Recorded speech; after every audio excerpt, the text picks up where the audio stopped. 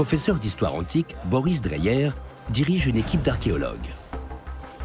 Leur projet scientifique a pour objectif de découvrir les techniques utilisées par les Romains lors des batailles navales. Ils ont donc reconstruit 2 vaisseaux romains à partir des épaves trouvées dans le Danube et le Rhin. Ils comptent maintenant tester leur vitesse et leur efficacité sur l'eau. Les épaves les mieux préservées se trouvent ici en Allemagne, pas en Méditerranée. Comme elles étaient enfouies dans le lit du fleuve, elles étaient à l'abri de l'air. Et c'est ainsi que les bateaux ont pu résister pendant 2000 ans. Les épaves ne fournissent que des éléments de preuve. Sur de nombreux points importants, Boris a dû se contenter d'estimations mathématiques. Ça, c'est le rostre du bateau. On ne connaît pas précisément sa longueur. Celle-ci est une simple estimation, mais on sait qu'il devait y avoir un rostre. Ce bateau est 4 fois moins grand que ceux utilisés lors de la bataille des îles Égates.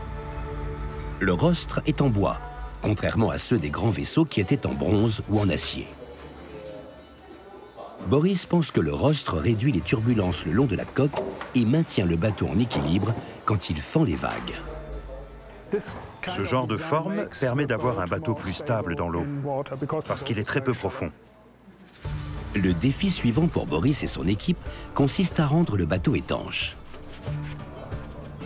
Ils veulent tester une méthode de l'époque en utilisant du chanvre, une des premières plantes à avoir été filée dans l'Antiquité. Le chanvre sert à colmater les espaces entre les planches. Les planches doivent être serrées les unes contre les autres, afin que l'eau ne pénètre pas dans le bateau.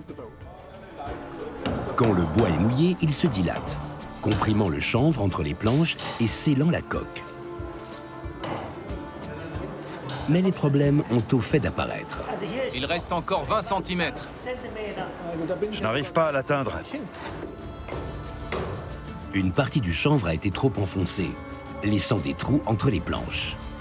Où il est trop rentré. Exactement. Si les planches ne sont pas parfaitement jointes, cela peut compromettre la navigabilité du bateau. Boris doit s'assurer que tous les trous sont bien bouchés s'il veut éviter que le bateau ne coule.